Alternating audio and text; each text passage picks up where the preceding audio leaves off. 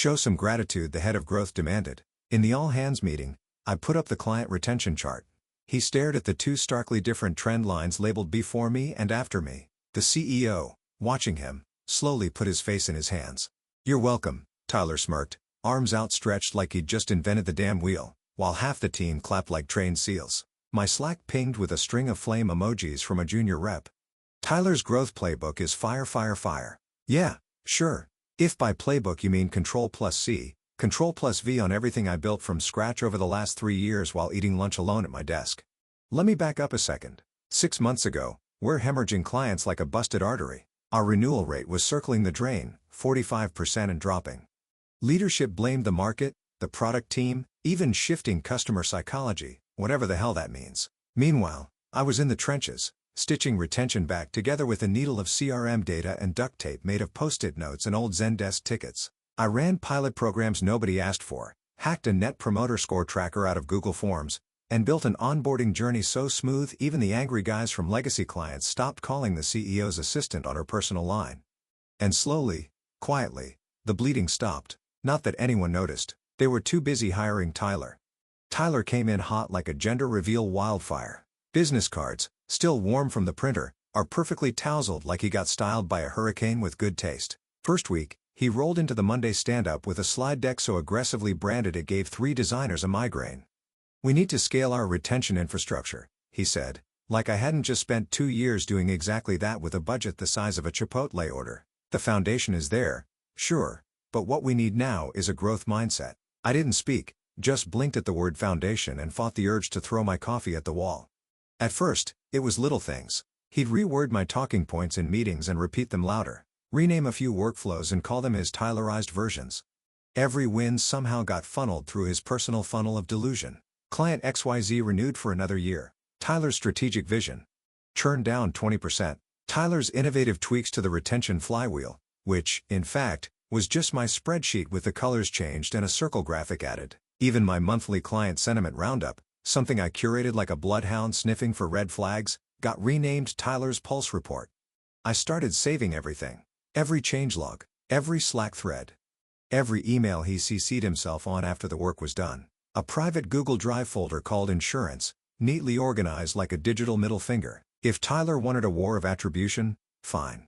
I came armed with timestamps, but you want to know the moment I knew this man was a human vape cloud in khakis? It was our QBR prep, the quarterly business review where we share our department's performance with the exec team. I spent 4 days building a narrative arc. Here's where we were. Here's what we changed. Here's the result.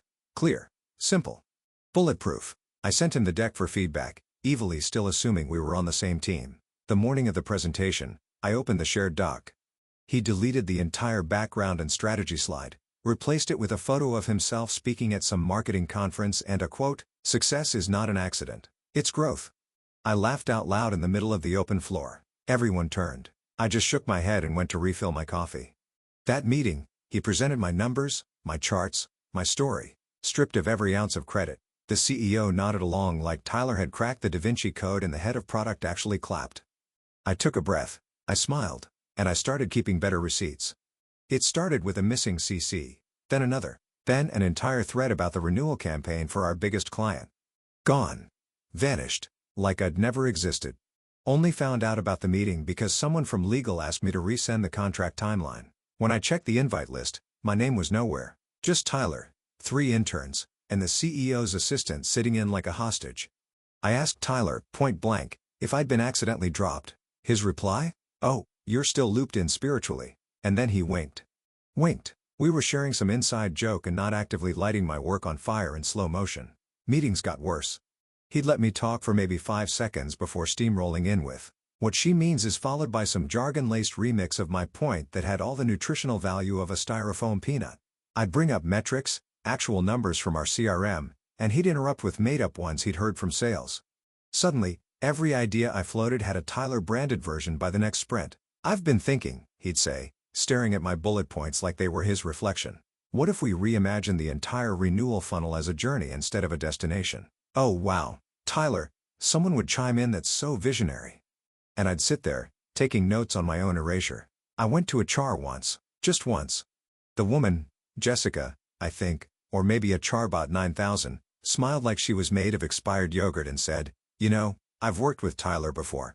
He's just got a big presence. Maybe don't take it personally. He's building synergy, right? I said, smiling like my molars weren't grinding into dust. Synergy.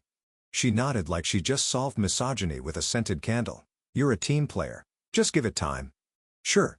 Time. The next day, my Q2 budget landed in my inbox, slashed in half. No warning. No explanation. Just a quick note from finance that per Tyler's restructure, client retention had been realigned under the growth department. Translation: Tyler wants to own everything you've built and you don't get a say. Worse, my top 3 enterprise accounts, clients I'd nursed through 2 rebrands, a data breach, and a billing overhaul, were reassigned to some new strategic specialists, fresh hires. No context. One of them misspelled the client's name in their first outreach. Another accidentally sent our internal feedback doc to the client. I found out because the client called me, furious, asking why we were switching things mid-renewal. I apologized. I said it wasn't my call. I offered to stay on in a consultative capacity. You're the only reason we stayed this long, the client said. We're reconsidering the contract. I told Tyler. He laughed.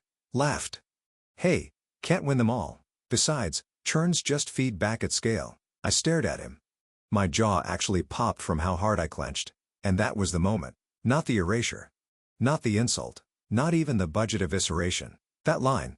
That smug MBA poster nonsense. That's when I decided to stop playing the game on his terms. Fine, Tyler. You want growth? I'll show you exponential. Night I stayed in the office so late, even the motion sensor lights gave up on me. Just me, my second cup of gas station coffee, and the sickly blue glow of the CRM dashboard. My fingerprints were all over it, but somehow his name kept showing up in the meeting invites. I wasn't angry anymore. Anger burned too hot. I needed cold. Cold calculates. Cold remembers everything. The folder I created was titled Continuity Archive, because proof that Tyler's full of shit seemed a little too on the nose, in case it ever got subpoenaed. I started with the source material, version histories of every report I'd ever submitted. Google Sheets logs, PDF exports with metadata, timestamped Loom walkthroughs. I even dug up a recording of the first onboarding session I ran for the now defunct Retention Tiger team, back when our Slack channel was just me and 2 interns begging product to fix the billing API before another client rage quit. I had receipts for days. Next came the CRM. I toggled through activity logs like a digital archaeologist. Every note, every client milestone, every little green renewed tag that marked a hard-fought win, I screen capped it all. I started overlaying them onto a single timeline. One column, retention actions. Other, Tyler's hire date. The gap was laughable. He didn't show up on the scene until after we'd stabilized the churn cliff. He hadn't been there for the late-night support calls. He didn't know about the emergency gift box I sent to the client who lost her dad, but still renewed because you actually gave a damn. He never saw the quiet moment when I sat in the break room crying because we kept one more customer than we lost for the first time in 18 months. Now he was repackaging it all as a growth inflection strategy. At 11:47 p.m., I found the kicker. An old Slack thread buried deep, almost lost, where I outlined the new onboarding sequence that cut first-month churn by 35%. The CEO had replied, "This is the first glimmer of light I've seen all quarter." Incredible work. Tyler hadn't even started yet. I screen capped it, printed it, filed it under primary source material. Next morning, still in yesterday's clothes, I passed the front desk zombie who blinked at me like I was part of the furniture. My inbox had a new invite. Subject line, Board Prep Q Retention Performance, Tyler Lead. Of course. Of course he was leading the quarterly presentation. Of course my numbers were the tentpoles for his grand narrative. And of course, the board, half of whom couldn't tell a renewal from a refund, eat it up if no one gave them a reason not to. So I made a decision. No more hoping someone noticed. No more trusting the org chart to do its job. I wasn't here to be rescued. I was here to make sure every single fact came with a digital footprint and a timestamp sharp enough to draw blood. He wanted credit? Let him take the stage. I'd be behind the curtain, pulling every rope, lighting every fuse. It was the leftover pad thai that started it. More precisely, the microwave apocalypse it triggered. Shannon, senior sales and unofficial office oracle, stood next to me watching the break room microwave blink in distress, pad thai bubbling over like a volcanic crime scene. I grabbed some paper towels and offered her the usual, retaliation or resignation lunch. She didn't laugh, just looked at me and said, "He did it to me too, you know." That caught my attention. I leaned against the counter, arms crossed. "Tyler?" She nodded, grabbing the least sticky container. "Last quarter sales deck." Half my pipeline, 2/3 of my quotes, all dressed up with his commentary and a bold-ass watermark. Growth strategy lead, Tyler. I raised my eyebrows. Let me guess, presented to the board. With the CFO clapping like a drunk seal, she muttered, "We didn't even go back to our desks. We just sat at the tiny lunch table like two war widows swapping stories." Shannon had receipts, email drafts she wrote that got forwarded under his name, deals she closed that he referenced in investor calls as team wins. One time, he edited her client-facing slide deck, changed the name of her campaign from Churn Guard to Tyler's Lock and Loop, and said she should be more collaborative. "He's a parasite," she said flatly, "but he hosts brunch, so the execs think he's a visionary." I showed her a snippet of my folder. One chart.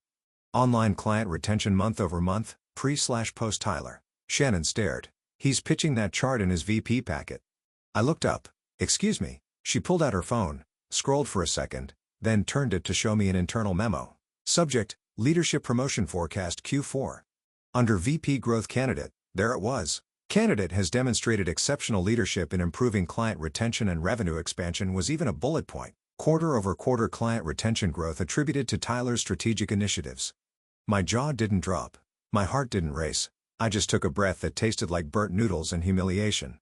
Later that week, Tyler published a Q retrospective. Growth wins slide deck to the company-wide Slack. Celebratory, glossy, his face on the cover, like a Time magazine man of the month. Inside were charts. I built APIs. I tracked for years and strategy names. I coined pulse nurturing, smart step onboarding LTV snapback. Every last one scrubbed clean of attribution, not even a footnote. My name didn't appear once. Shannon sent me a message 5 minutes later. "This is war you in." I didn't reply right away. I was staring at Tyler's closing slide. "Our growth has no ceiling. This is just the beginning." I clicked open my archive, typed a single line into the notes field, beginning of the end. I wasn't furious. Not anymore. Fury implies heat. This was colder, harder, steel behind the eyes, silence before the storm. The catered lunch was Tyler's idea, his way of building culture, which apparently meant lukewarm sliders, a Spotify playlist no one asked for, and standing on a chair like a frat president before a hazing ritual. We're halfway through dry coleslaw and flat LaCroix when he raised his can in a mock toast, eyes locking on me from across the folding tables. "Big shout out to our retention specialist," he said, voice dripping with that grating, performative cheer. "Still grinding, still smiling." "Well," he chuckled.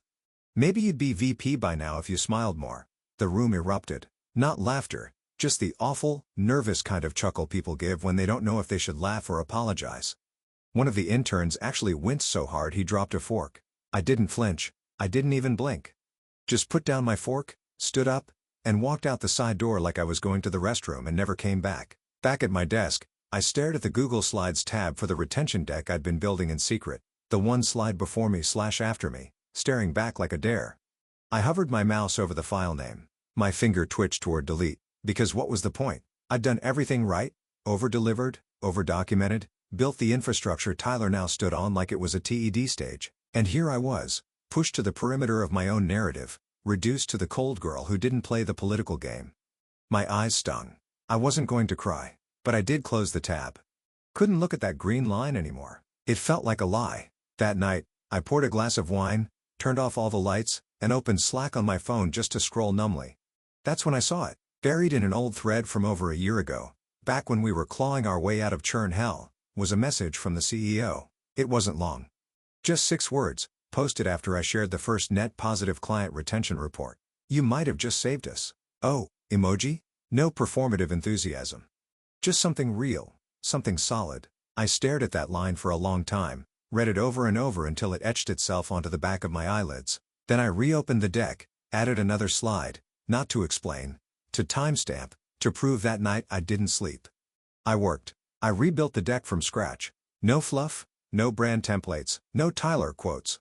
Just raw numbers, dates, client feedback, and undeniable causality. I added source links, printed backups, annotated key timeline events, and matched them to Slack threads and CRM entries. Then I labeled the folder, clean and simple, Retention the Truth. I wasn't just defending myself anymore. I was laying a trap. The all-hands invite landed at 8:04 a.m. sharp. Subject line, Q4 Alignment Growth and Retention Strategy Update. Tyler was listed first on the agenda. Growth Strategy Presentation, 40 minutes. My name was buried 3 scrolls down under a bullet that just said retention specialist. Brief update. 5 mins, 5 minutes. 5 minutes to correct a year's worth of lies dressed up as vision. 5 minutes to slice through the fog Tyler had built with his voice and veneers and stupid, meaningless sound bites about synergy and momentum. Perfect. I didn't need time. I needed precision. That afternoon, shut my office door for the first time in weeks. No Slack, no email, no music. Just silence, a blank slide and a chair that creaked every time I leaned forward like it was wincing with me. I crafted a single slide, one clean graph, no flourishes, no colors that pop. Just 2 lines. Client retention, month over month, black line before I joined. Flat line, green line, after I launched the first turnaround sequence. Ascending, sharp, undeniable. Data access started 18 months before Tyler's hire. I added small text in the corner, data pulled from CRM and finance dashboards, time-stamped, source links embedded. That was it. No title, no headline, no flair. I wasn't here to sell it. I was here to show it. I spent the next few hours printing out hard copies, full-page color prints of the slide. Plus a 3-page appendix that included time-stamped emails between me and leadership, outlining the original retention strategy client feedback logs, praising changes. Tyler had never touched screenshots of the CRM activity history, matching every inflection point on that green line each page initialed. Dated, bound, just in case, call it petty, call it paranoid. I called it insurance. I slid 1 copy into a manila folder labeled Executive Reference Retention History. I slid a second into my tote bag and a third into my locked desk drawer. At 6:17 p.m., the office emptied out. Tyler walked past my door, backlit by the cheap hallway leads. He paused just long enough to smirk and toss out a little big day tomorrow. Huh? Don't stress. It's just retention. I smiled at him like I was already at his funeral. When he left, I reopened the slide and made one last change. Tiny, subtle, below the green line, I added a text box, strategy implemented, Q2 year 10. Tyler's start date, Q4 year 10, nothing flashy, just facts. That night, I slept like a stone, not because I'd won, but because I was ready to lose on record, because tomorrow, I wasn't walking into a meeting. I was walking into an autopsy. Tyler opened the meeting with the swagger of a man who thought he was 10 minutes away from a corner office and a commemorative plaque shaped like his own ego. His teeth were blinding. His slides were bluer than the Atlantic. His voice was loud enough to knock a water bottle off the conference table. Before we dive into next quarter forecasts, he grinned, clicking through bullet points he clearly hadn't written. I want to give a quick shout out to the people making this all happen. Growth is a team sport, right? He turned toward me with that same smirk he wore when he stole budget, credit, and bandwidth like it was Halloween candy. We've got a brief assist from our retention specialist. He added, waving a lazy hand like he was introducing the office barista. She's pulled together some graphs to support our overall strategy. Should be illuminating. Some polite chuckles. The CEO didn't move. He sat still, elbows on the table, rubbing his temple like a man nursing a migraine. I stood calm as glass, walked up, plugged in my laptop. No stutter, no hesitation, 1 slide, that was it. The screen flickered and then there it was, 2 lines. Simple, clean, stark. Client retention, month over month, the black line, flat. The green line, a sharp, steady climb. A single note in the corner, strategy implemented, Q2, year 10. Tyler's start date, Q4, year 10. Silence in the room had weight. I didn't look at anyone, didn't clear my throat, didn't make a show of it. I just pointed to the screen like I was reading weather patterns. This is client retention, I said. My voice didn't shake. It didn't need volume. It had weight. The black line represents the 18 months prior to my hiring. The green line tracks from the day I launched the onboarding and renewal initiative, version 1, without a budget. I clicked once. Timeline appeared across the bottom of the graph. Little markers, milestones, all matched to dates pulled from our CRM activity logs, annotated with internal ticket IDs and Slack message timestamps. This, I continued, pointing at the first marker, is when we dropped first-month churn by 28%. This one is when we stopped losing our top-tier clients after 30 days. This one, when we hit net positive retention for the first time in 2 years. Clicked one more time. A small box popped up on the slide. Tyler joins as head of growth. It blinked in the far right corner. The line had already been climbing for 6 quarters by then. I turned around. Nobody was breathing. Tyler smiled, but it was the kind of smile people make when the dentist says open wide while holding a drill. Well, like I said, he started, voice a little thinner now. This all ties into the broader vision. The CEO held up a hand. Say a word. Just pressed his palm forward like a traffic cop in a blizzard. Then he put his face in his hands. Not dramatically. Not performatively. Just quietly. Like a man who'd finally connected all the dots and realized they spelled "you've been played." The silence lasted long enough to hear the HVAC kick on. I didn't say anything else. I didn't need to. I closed the laptop. Collected the printed packets from my bag. Walked over to the executive row. Handed them each a copy and nodded once. This is the same data, with sources. If there are any questions, I'll be at my desk. Then I walked out. My hands didn't shake. My heart didn't pound. Because this wasn't a confrontation. This was a coronation. And I came wearing armor made of facts. I'd barely made it back to my desk when the Slack notifications started dying off like a power outage. One by one, statuses flipped from green to gray. Meeting invites vanished. Chats went dead. You could feel it, like a thunderclap that never came. Then came the ripple. The kind of silence that means someone important just changed direction. The CEO canceled his investor flight. Canceled. Not postponed. Not delegated. Canceled. His assistant practically ran down the hallway with her tablet in hand. Face drained of color like someone just told her the ship might not be seaworthy after all. 15 minutes later, new invite landed in my inbox. Subject: Emergency Executive Sync Boardroom 2A attendees. CEO, CFO, Legal, HR Lead, Retention Specialist. You Tyler wasn't on the list. When I entered the boardroom, the temperature was Arctic. The CEO looked up. Finally, eyes bloodshot, jaw locked. He nodded once at the folder still in my hand. You still have the originals, he asked. I opened the binder. Slid it across the table like a poker player showing 4 aces. HR cleared her throat. Legal adjusted her glasses. Your contract, she said slowly. Flipping open her own binder includes a clause, section 9.4. Performance-based IP attribution. I nodded. I remember. It also includes an audit clause 9.5. Right to retrospective attribution review. CFO looked up from his notepad.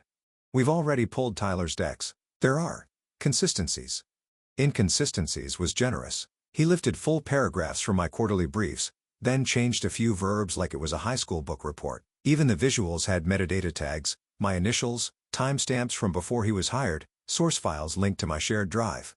You're the sole author of those strategies? Legal asked, already knowing the answer. Yes, I said. Every initiative listed on that timeline was mine. Supporting metrics are pulled directly from CRM and finance. All dates are verifiable, and the retention curve predates Tyler by nearly 6 quarters. HR was trying very hard not to look horrified. Legal continued. Under 9.4, your strategies and associated performance data qualify as attributed intellectual property, which means Tyler presenting them under his name is not just unethical. It's a breach, I said flatly. Wrecked. Legal replied. Technically, multiple breaches, attribution fraud, false representation to leadership, and given the investor material, potentially external misrepresentation. CFO leaned forward. Did you give him access to any of this willingly? No, I said. He lifted it from internal decks and scrubbed the authorship. The room went quiet again. Not shocked, just the stillness of people calculating next steps, consequences, liability. CEO spoke last. I want your official retention history in my inbox by end of day, he said. Clean copy, clean format with source attachments. Nothing withheld. Already done, I said. Check your inbox. He paused, then nodded. The meeting adjourned with no fanfare, no smiles, just tense shoulders and ticking clocks. HR pulled me aside in the hallway. We'll be formalizing some of this. You'll want to keep your original files secure for now. Just in case. Eagle followed, asked me to forward a few Slack threads. I sent over the ones with Tyler paraphrasing my workflows. One even had him saying, let's just say this came from me. It'll land better. When I got back to my desk, Shannon had left a note on my keyboard. Tyler's doors closed. Shades down. Good luck, Queen. I didn't feel victorious. I felt right. Quietly, completely right. Tyler was gone by Monday. Official phrasing. Chosen to step back and spend more time with family. Unofficially, he was escorted out through the service elevator before anyone could take a selfie with his suddenly box-filled arms. His office was cleared in 20 minutes. Even his obnoxious gold-framed growth is a mindset print was dumped in the hallway like a sad little tombstone. I didn't gloat. Didn't post. Didn't even smirk when Shannon walked by and whispered. I heard he tried to blame an intern. Instead, waited, and like clockwork, HR pinged me. Can we talk about your future here? The offer came in a sealed folder, slid across the table like a peace treaty. VP title, corner office, expanded team, and a shiny retention-based bonus package that would have made my accountant blush. I read every line, then closed it. "I'm not interested in climbing a ladder someone else tried to kick out from under me," I said. HR blinked. "What are you looking for then? Freedom?" What I negotiated was simple. A severance payout, triple the standard package, full legal recognition of all IP tied to my name, a non-disparagement clause that applied to them. Not me, and just for fun, I had them add an internal memo clause. Any future reference to retention turnaround strategy must cite the original author. In writing. Permanently. They signed. I smiled. That Friday, I set my inbox to auto-reply. "I'm currently unavailable. This email is no longer monitored. For inquiries related to client retention strategies, please refer to archived documentation.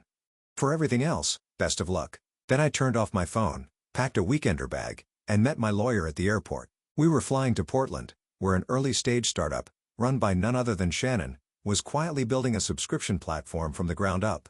She'd called me 2 days prior that she wanted someone who didn't need credit to get results, but deserved it anyway. As we taxied down the runway, I watched the terminal shrink away through the window. My phone buzzed once, just once, before airplane mode kicked in. A headline: "Former head of growth under internal investigation for IP misrepresentation," sources say. I didn't smile. Didn't scoff. Just reached into my bag, pulled out my sunglasses, and leaned back into the seat. Let the record show, I didn't burn the building down. I just turned on the lights and walked away. Big thanks, you legends of the old office days. Subscribe to keep the switch-flicking chaos alive. Your ex-boss is shaking in their loafers.